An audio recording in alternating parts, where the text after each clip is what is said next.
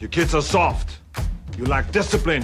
We landed on the moon! You didn't earn the knowledge for yourselves, so you don't take any responsibility. It's like we've forgotten who we are. Explorers, pioneers.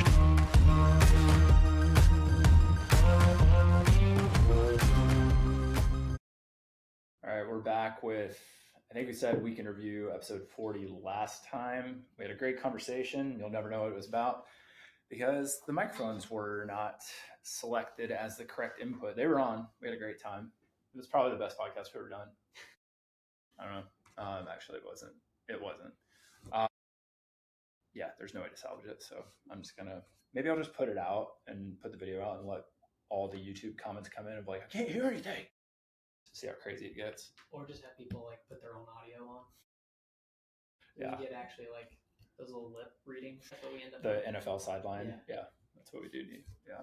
That's how we get more views probably. So as you can see, it's just Seth and I today. So everybody else is extremely lazy. I know Daniel's oldest son's daycare flooded because pipes froze. So then he's kind of dealing with that. And then I think Alex had to get his perm redone or something. That's typically what happens. Yeah. That's like a daily Thursday. Yeah. It's getting every other week. And then it gets the blue dyed out of it. All right. So today Seth has a shoulder case. I'm going to kind of just have some filler stuff. And then I actually have an update on some shoulder stuff. Did we talk about, we actually talked about that in the last one. So it's not an update. We'll talk about it a little bit. The person you're going to use is actually like one of the main cases from last time. Yeah. Yeah. So I'll talk about his case after yours and just kind of draw similarities and stuff. So I'll try and move through mine kind of quick. Oh, you're good. Let's go for it. Sweet. So I've got a 53-year-old male that has right anterior, superior kind of shoulder pain. He's had this pain like off and on for the last 10 years. There you go. Sorry. He's had it off and on for the last 10 years, but more so felt it Monday, I guess 2 weeks prior to me seeing him. He plays in a soccer league, and he's a goalie. So he felt his shoulder when he dove, landed, kind of felt it right on the front of his shoulder. Then the next morning going to work, he reached behind him to grab something out of the back of the car. And when he lifted, he felt his shoulder like pop. How old is he again? He's 53. It's just side note. I've known this guy for a long time. He's like into a lot of varied activities. They do like endurance horse rides, and him and his wife go, I don't know if they would say climb mountains, but they hike bigger mountains, like more than just like hiking around here. So a super active guy for a 53-year-old. Yeah, that's like at the end of this, like I've gone 2 weeks without seeing him so far, and it's because like this last week he's been down at like his farm doing like horse riding. Yeah. So yeah, he's doing his own thing. It's cool. Then let's see. Yeah, so it's happened 2 weeks ago. Before seeing me, it's progressively gotten worse since he's been in the gym. He goes about 3 days a week. Overhead pressing, pull-ups, and push-ups are the most painful thing that he does. But he can get through them. He said once his shoulder kind of gets a little warm, it feels a little bit better. And then kind of some pertinent surgeries. He had a labrum surgery to the same shoulder 10 years prior from the same type of fall that he had in soccer. So the exact same thing. Dove to his right, kind of trying to save a ball like above him. When he jumped, landed, felt his shoulder. So we're saying like landed on. Yeah, he landed like arm extended, and then felt top of his shoulder. Which can be a position you can dislocate a shoulder, so that also sets up mechanism of injury for maybe what we're seeing here. And then he said he can't really find anything that's like helped it, except I think he took Cerebrex maybe? It's like a Celebrex or something. Celebrex, that's what it was, yeah. He's like, that's about the only thing that I can get relief from. So top tier, so if we're going to start with just exam, top tier, dysfunction on painfuls to me that were important was cervical spine extension and right rotation. For his neck were dysfunction on painful. Right upper extremity pattern 2, so him kind of going above his head. That was painful. And then bilateral multisegmental rotation, but more so to the right. That was painful or not? None. Okay. The only thing that he had painful was upper extremity pattern 1, where he had to reach behind him, touch his left shoulder blade. Broke out the bilateral rotation. He can clear it passively in lumbar lock. And then to the right, he can clear it. Dysfunction on painful, active and passive. So he cannot get there. Like joint restriction is just like, that's like a hard block. Like he's not going any farther. And then active, he goes the exact same range. So exam, shoulder flexion resisted. I guess that'd be like what, Yerkeson's or something like that? Is that what we're going With your elbow bent, yeah. It's like slightly bent, shoulder flexed, pulling down. That's painful and weak. Full cam is painful and weak, but nothing with like empty cam. So like if his thumb turned down, he's fine. But if his thumb's turned up, more pain there. And it's also weak. No, What's that mean to you? To me, Or do you remember what that means from the orthopedic test, like what the differentiation is? Because you do basically, spinatus is more so like spinatus is going to be on the 45, Yeah. right, with empty can, but then you do basically a labral shear test, right, with the arm straight out in front or at 90 degrees of flexion, 90 degrees of abduction. So the whole difference is you're going to go palm down, you're going to go palm up, doesn't matter which one you do first. So when you have palm down, you have more of the basically posterior cuff, right, that's coming into play. And we're saying posterior cuff, infraspinatus, teres minor. When you flip over, you take some of those out, and now you're back on kind of bicep tendon, Yerkeson's. So then you're trying to match. And again, orthopedic tests, I don't know, if it's completely, their shoulders clunking, thudding, it's a 2 out of 5 strength. Yeah, but it does tell you, which we'll talk about in this, like it can tell you stuff, and then you're like, oh, okay, yeah, I was on it because multiple pieces of data all said the same thing, not just one orthopedic test. Yeah. So yeah, I guess like you're going after more.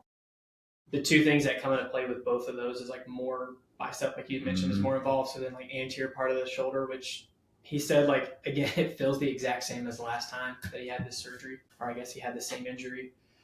Neurodynamic testing recreated no symptoms, just kind of checking bilateral since he had a restriction for cervical spine. Just checking just my neuro a little bit there. Shoulder flexion painful around 90 degrees to 100 degrees. So if he just like actively goes overhead for shoulder flexion in front of him, around 90 degrees, he's like, that's where it kind of hurts and catches. And then if he gets through that, he's fine after that. There's like a small little range that he's in. And then immediately as well, when he goes into these, whenever he gets around the part that it's going to get painful or he expects it to be painful, he's like just super upper trap dominant.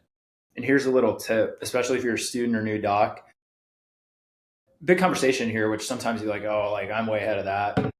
I don't think a lot of us are.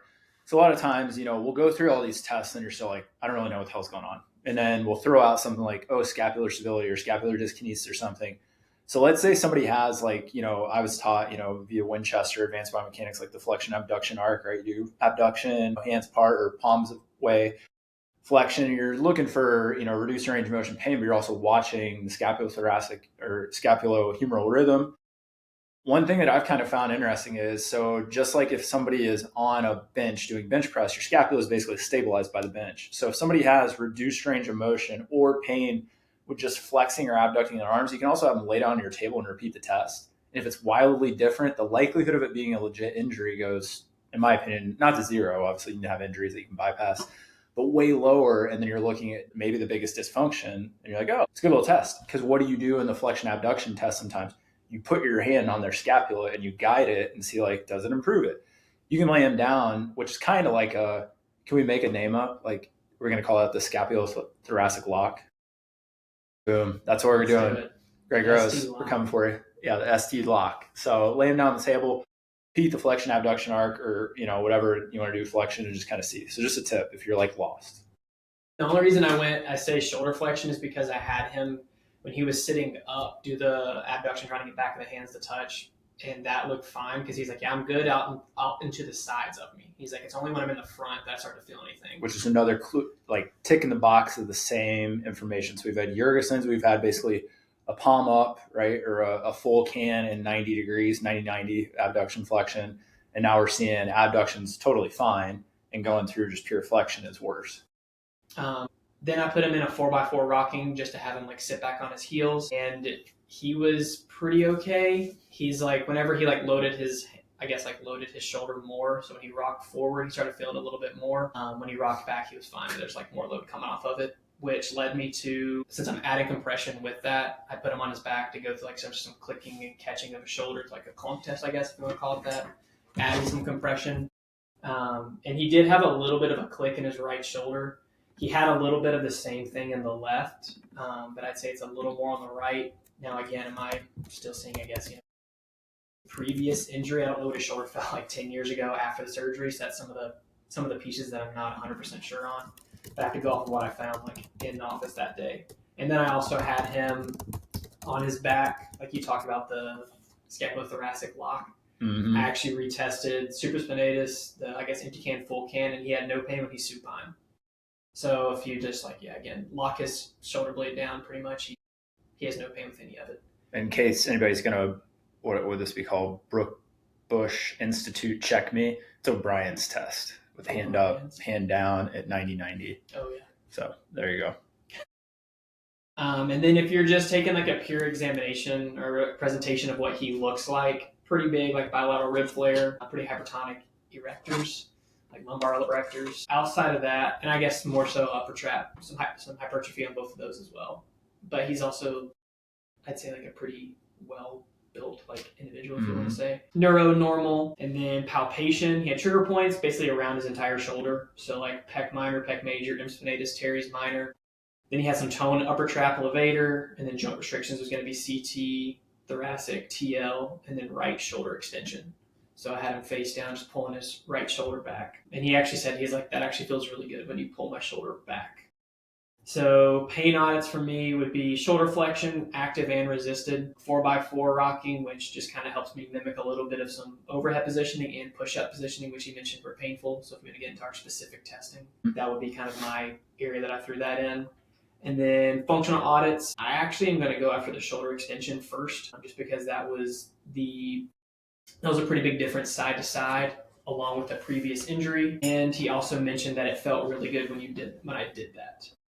And then, because he only had pain when he actively did it. So I know I mentioned it was dysfunctional and painful when I had him like actively go into upper extremity pattern 1, but it was dysfunctional, non-painful through passive.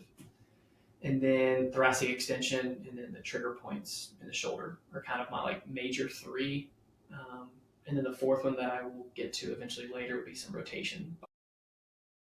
So my diagnosis I have is like a labral tear, labral irritation, a little bit of some biceps tendinopathy somewhere in there as well, just because of, again, all the orthopedic tests that we mentioned, just adding up to you're checking like 3 or 4 that are all around that exact same, those structures. So treatment-wise, first day, did some soft tissue around his shoulder to try and calm down the trigger points. Did some start position to also get him to see if he can learn how to just turn off some musculature, because he's super like pec heavy when he's just like in that start position. Has like almost zero clue how to do that. So I'm like trying to get him to like relax that, and he's like, I have no idea how to get that to relax. And whenever he does, he feels like he almost just has to go to like shoulder, or I guess T-spine flexion. That's about the only way he knows how to like offload his pec. So I'm using it for both T-spine extension and some trigger point stuff. 5-month sideline for the posterior cuff to try and create some space for the anterior portion of his shoulder to get into, creating some rolling motion to accentuate his joint around his shoulder. Then I had the shoulder extensions were the other piece that I had. And then I adjusted CT, thoracic, TL. So homework, I sent him home with the shoulder extensions and then some T-spine extension for some foam rolling, just because that is like super stiff. And if I'm going to get some shoulder extension, I need his T-spine as well to move pretty well. So second visit, he goes to the gym about, I mentioned, 3 days a week. States that his shoulder still has pain when going overhead, but he was able to do some kind of pull-ups and push-ups, which is improvements from the last time. I think I saw him 4 days later on this one. So I guess he's been to the gym only 1 time since I saw him. So shoulder extension had 0 change to it passively. Trigger points around the shoulder are the exact same. So it basically feels like we're back to absolutely no, like there's nothing different this visit, but somehow he's able to have no pain during the 2 movements that were painful from the first visit. So pain audits changed, but functional audits did not. Yes. So again, adjusted the CT, thoracic, TL, especially into the right rotation. And then I did more soft tissue work around the right shoulder. After doing that, I went and checked shoulder extension, and that is equal bilaterally.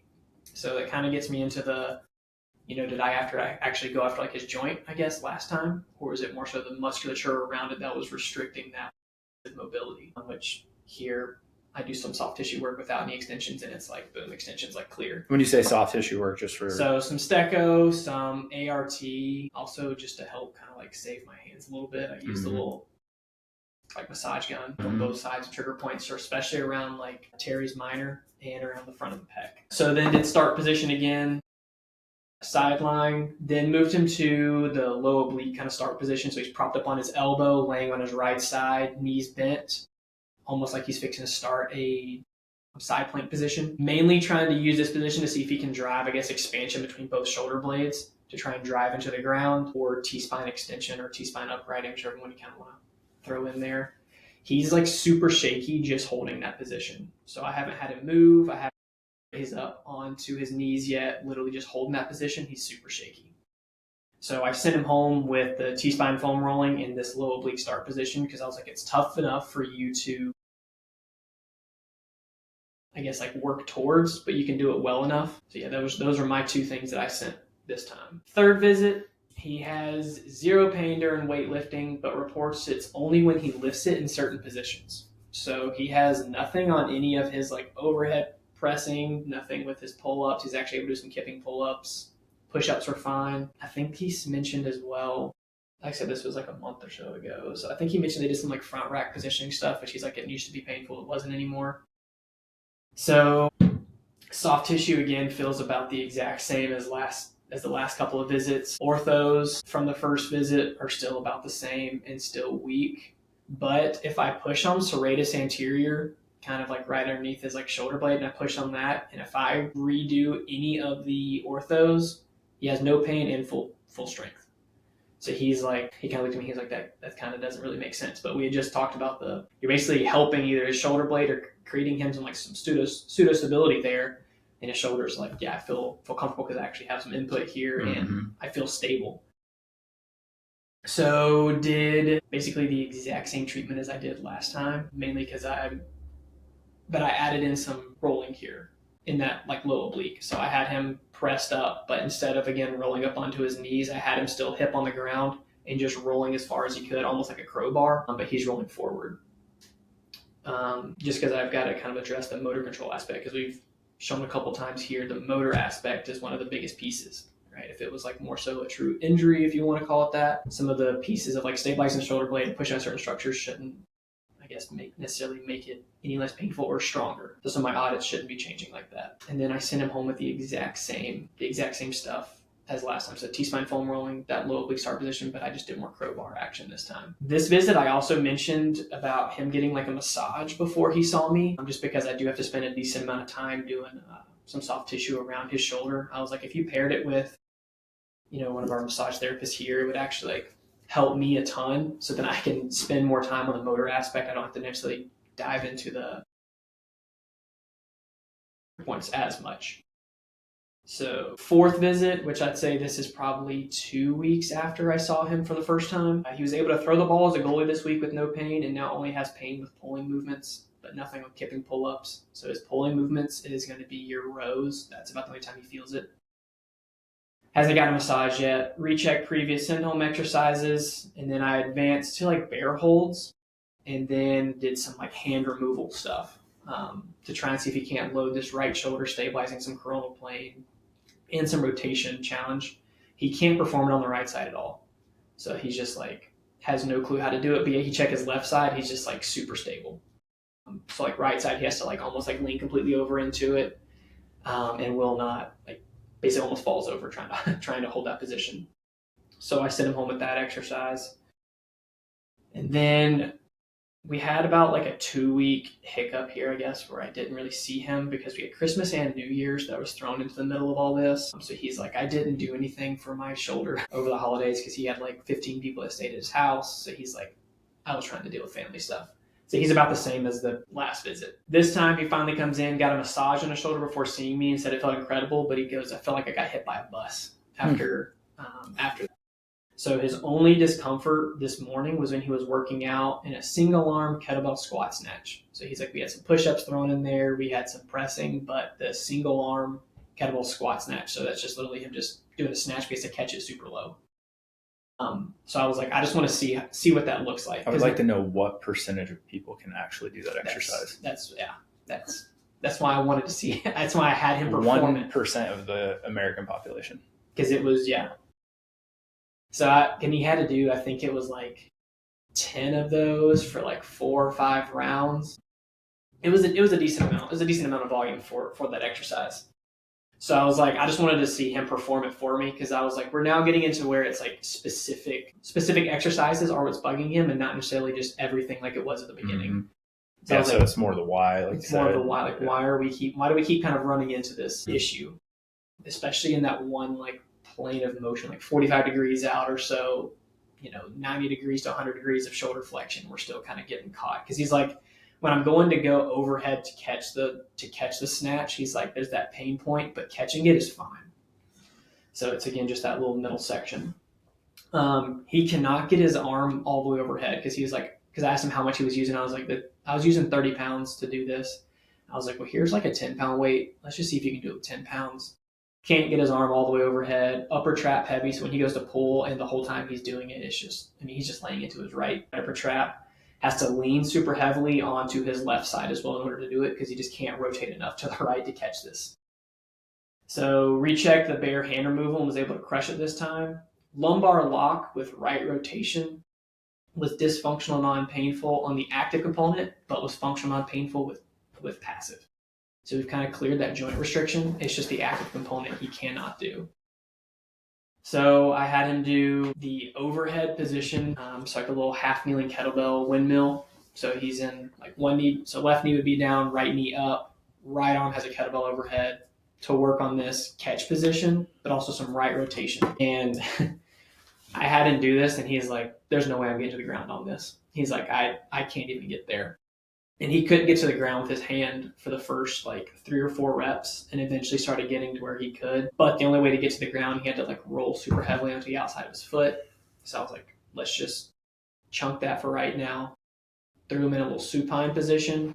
I guess like legs up, almost like you're in a 3-month position, and he's having to hold the kettlebell in the right hand and do like windshield wipers to learn how to like let his body kind of rotate one direction and back, keeping the shoulder on the ground. So did, I think, like 7 of those reps with his legs going to the left. And then had him go back and recheck that little supine or the half kneeling windmill. This time he like crushes it. So he just like boom straight to the ground and comes back up. It's still difficult, but he at least is like, oh yeah, that feels like way better. And then I had him recheck that little kettlebell squat snatch. And he's like, it feels much better to do, but it's still difficult to get his arm all the way overhead. So I sent him home with that little supine rotation, because he's like, I have some kettlebells at home if I can do this. So I just used what he had.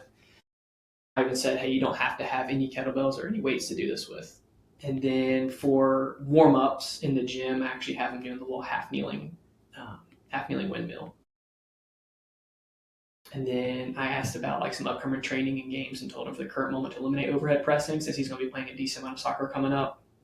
And since we're trying to address the overhead component with some rotation, just to like not keep like bugging the bear, since a lot of the overhead stuff was still kind of clocking him.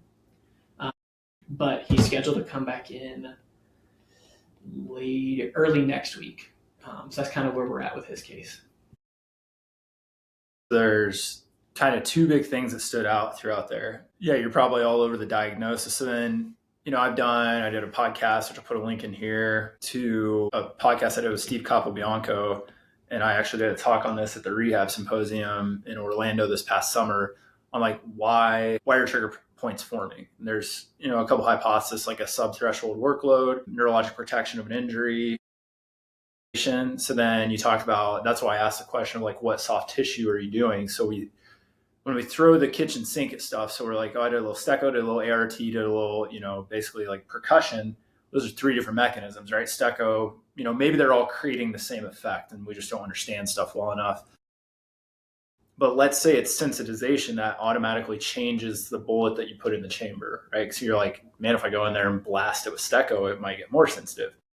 And the reason I bring that up is, what did he say after he had a massage? He's like, I feel like I got hit by a truck. So and what was the one thing that kept not changing? The soft tissue component. So again, you always are trying to ask these questions, and I'm not saying I know. Neither one of us know, but you start to try to guess better of, why does the shoulder, have a bunch of hypertension and trigger points in it to begin with? Second, why isn't it changing even though, pain is changing and other function is changing? then you kind of say, well, God, why did he get so, have so much soreness from a massage? And then you're starting to say, man, there may be sensitization. And then that leads you to, well, why is it sensitive? And then you gotta deal with that. Does it help you, or is it just kind of like, it's a thought process? But you're always thinking about that stuff. And again, I highly encourage you to look up the research on this stuff. I've done a whole research review on trigger point stuff. So yeah, go look that stuff up and start asking those questions yourself. The other thing is, if you kind of work, throughout his whole treatment plan, all of his homework, I mean, he was always like foam rolling his T-spine, then he got into T-spine rotation, came down towards the end there that basically he had, passive rotation if you, get rid of the lumbar spine, but he still actively really couldn't figure it out. So then it also kind of begs the question, even though there was stiffness in his T-spine, if, let's say in a magical world, we could have Gray Cook come look at this guy from day one, in parallel of what you're doing. And he's like, God, there's just a thoracic spine motor control issue, right? And that's what he's working with from day one, because that, and maybe that's, and then you're like, why is it his right shoulder? He had an injury, right? So then we got always, which we talk about this a lot, like rule out pathology and legit injury. So you treat the area, but then it leads you back to, oh God, this is the biggest issue. And I think that's what you landed on, because you don't get better in exercise over reps, right? And it's not loosening. It's like you're figuring out, right? So it's not that something's actually changing. It's just you're kind of taking the parking brake off a pattern or establishing a new pattern. So I think that's kind of a good thing for people to see or hear, I guess, that you did work on his shoulder because he had trauma. So you had to calm it down. And you're like, that's why I went after shoulder extension. I have to get it moving. That shoulder extension popped back after the first visit, didn't it? Yeah.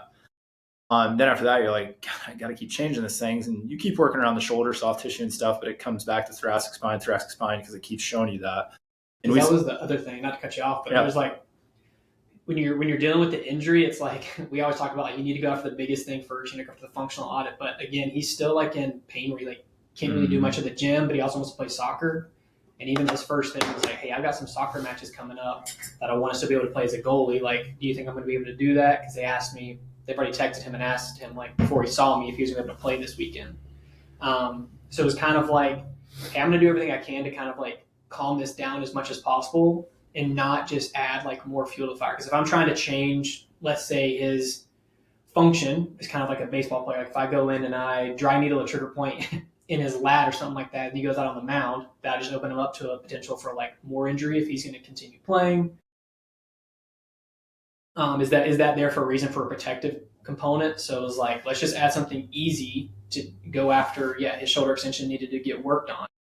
There's other pieces that, like I said, we led to, but there was so much, I guess, I could have worked on the first visit. It's like, let's just start kind of locally around like where it hurts, and then we can expand once he's able to like get back, I guess, a little bit more like normal routine to an extent. If that, but I think you're allowed to be a lot less worried about like changing function by going after something. So, we always hear the horror stories of changing stuff in a pro athlete. We're not dealing with pro athlete here, first of all.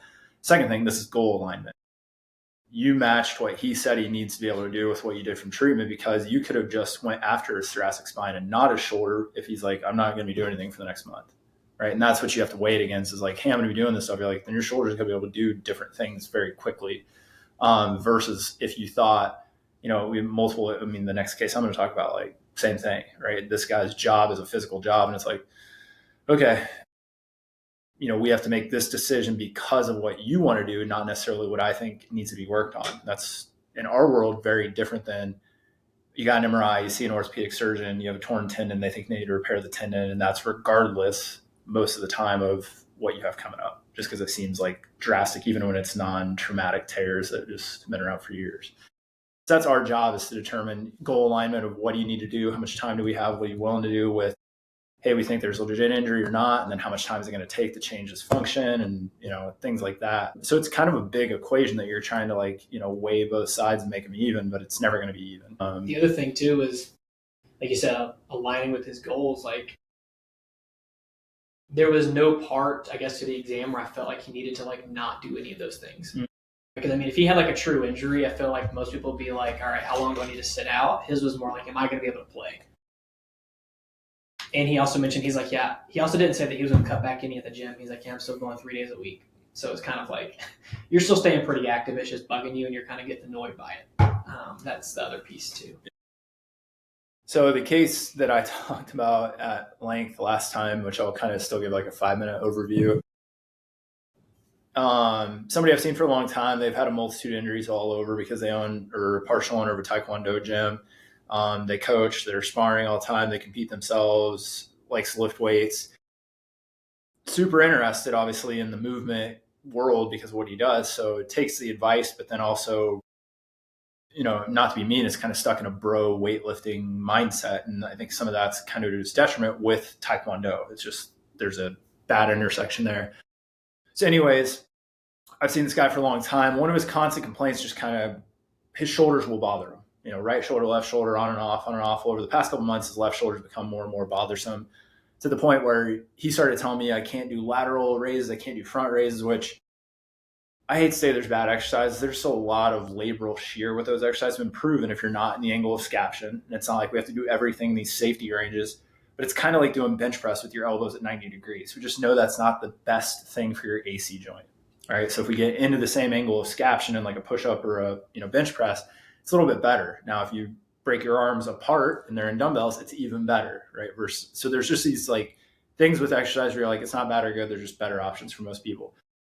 So I tell them, hey, let's just not do those things. Let's do, 45 degrees. Let's do more, single arm pressing with kettlebells to see if we can calm it down, because I know at the crux of this guy's issue is a bunch of rib cage stiffness, and it's thoracic spine stiffness, but it's how this guy's rib cage basically is stuck, like you said with your guy, in kind of this inhalation schema where it's just flared up, and he has excessive tension around his lats like a lot of people. So now he's stuck in extension.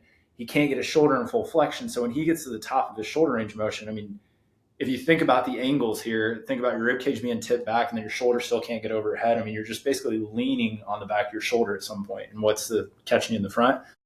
Usually your bicep tendons. He's telling me all this stuff, and I wouldn't say I'm being laissez-faire, but I told him right away, I was like, yeah, I think your supraspinatus is kind of bugged. It's not torn, but like it's for sure bugged, just based on, not push button test because it's bursitis, but like pushing where the tendon is right to the medial aspect of your AC joint, empty can. Dawburns? I don't even remember. Dawburns, I think You're pushing something. Push button. Dawburns, I think we were pushing on like for bursitis, which is terrible. It's so stupid. It's not even funny, but anyway, we're going through this and I'm like, yeah, it's kind of bugged, and I'm not really worried about it because huge functional things to work on to allow this guy to do stuff. And he's doing stuff that isn't awesome for your shoulder anyways, especially he's sparring and doing all this other stuff. So I keep, coaching, like, let's go after rib cage.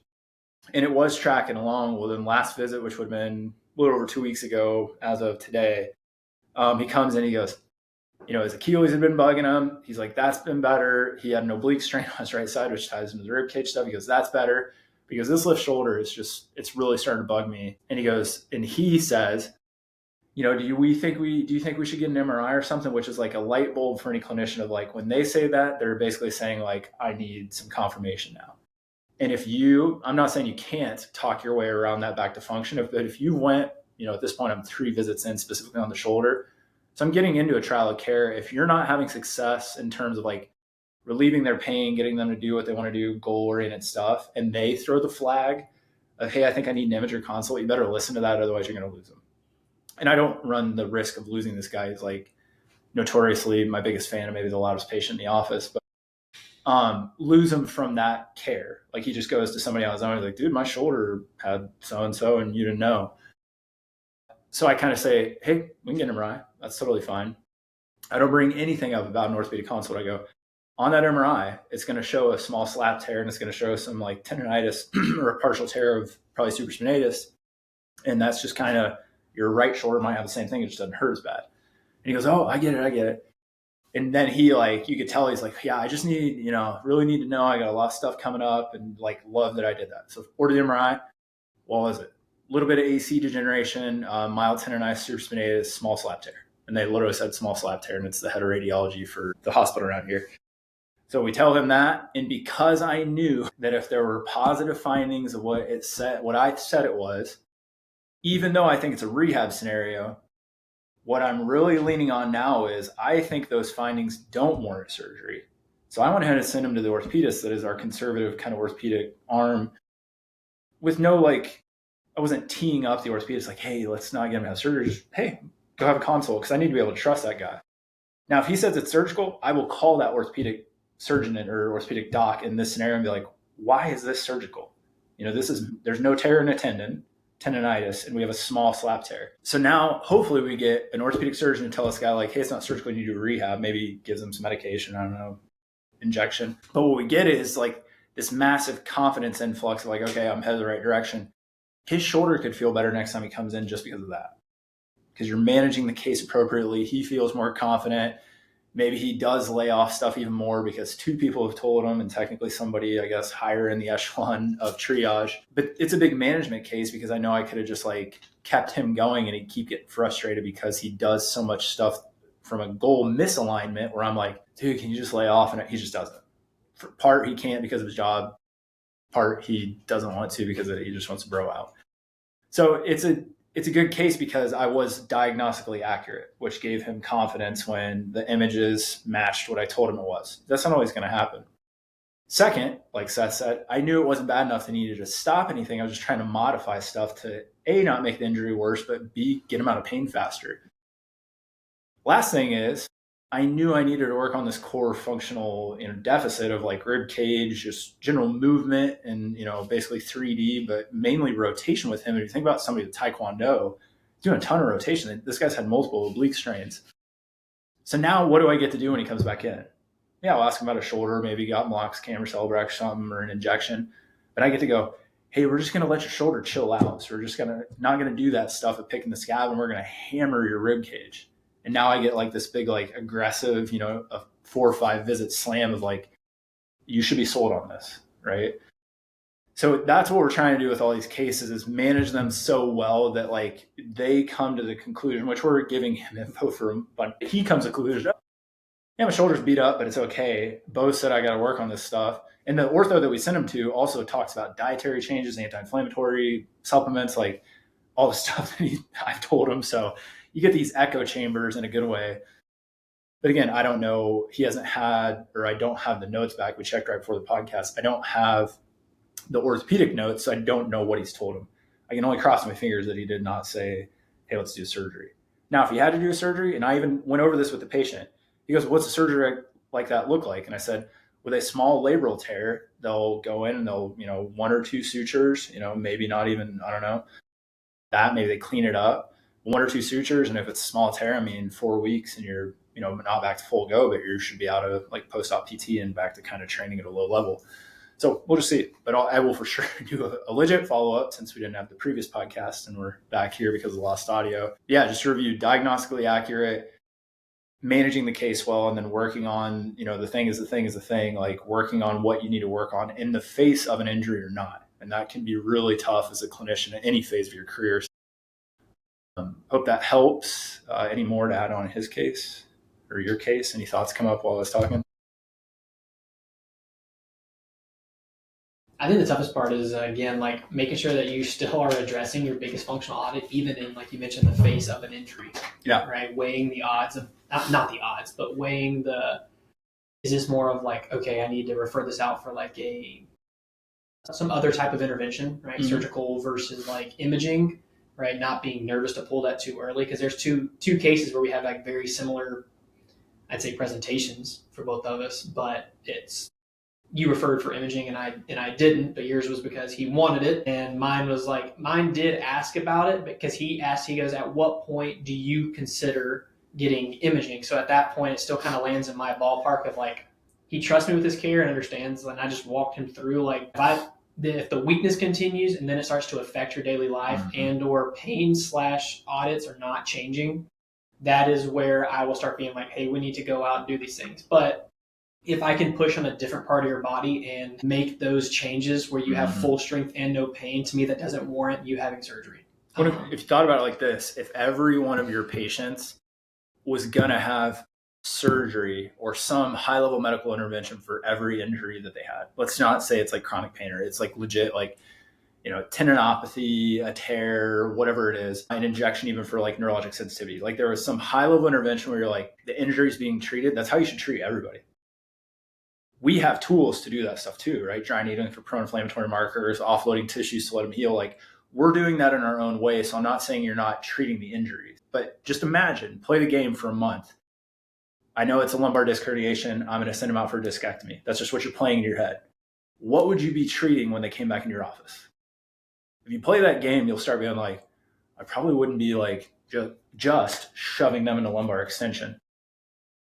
Because if that was your answer post discectomy for somebody that's like, God, I still kind of have a little bit of like radiation in my hip, you're not going to get anywhere with anybody. I promise you that. You're going to be treating pain. You're going to get like lost in the mix and be like, and then they're going to have another intervention. They're going to come in and you're going to be like, and that's, I mean, it'll happen to you. It happens to all of us.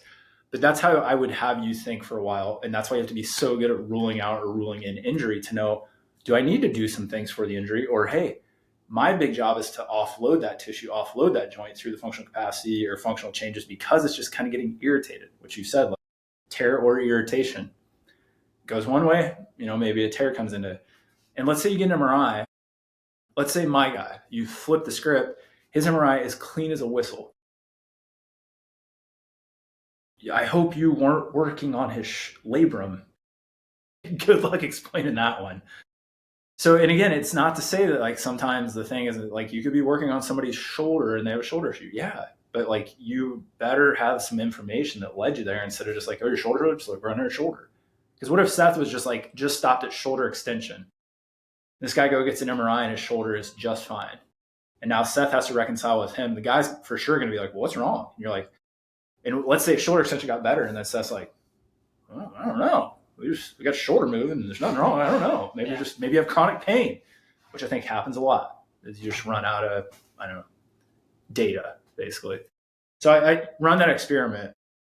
If you run that experiment, you're somebody that listens to the show, like tag us on social media or something with, I don't know how to hashtag function over surgery or I don't know, fake surgery, sham surgery function, something. We'll think of a good hashtag.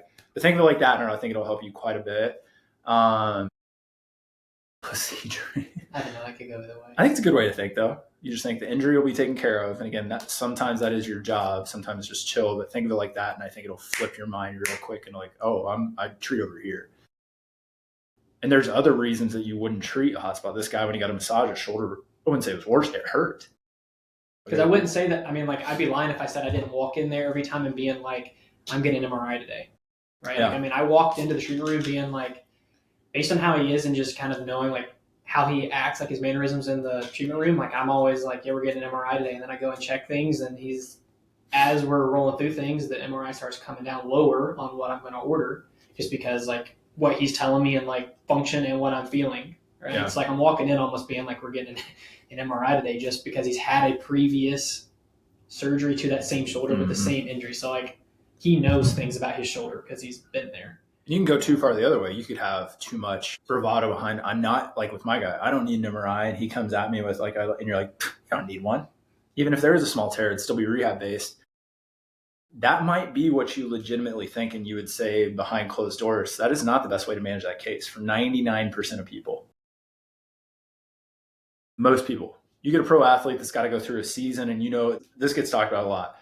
So let's put somebody with the exact same pathoanatomical diagnosis of my guy, a small labral or a small slap tear, a little bit of tendonitis, a little bit of AC, and let's say they're a pro quarterback and it's a week before the season and they fell, outstretched arm, going for, quarterback sneak, and they come to you, this is probably not going to happen, but a pro athlete, they come to you and you have to make what decision?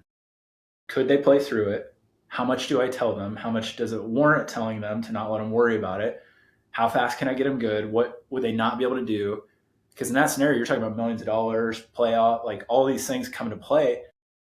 We talk about that with pro athlete. Like, why shouldn't you treat everybody like that? Like goal alignment, like what do we need to do? It makes sense sometimes to be like, I know they have this going on, but I'm not going to give them the full rundown of like, hey, there's a giant tear in your shoulder, but I think we can rehab it. Just be like, shoulder's a little angry, but it doesn't get better. We can get an MRI. Like you choose your words, which is again, management. And I'm telling you, you're going to have to make those decisions too, based on personalities, previous experiences, chronic pain scenarios, of not saying the same thing in almost the exact same scenario. And that just takes clinical, awareness, which here's a pitch for the art of assessment. We just went over module 1, which was introduction.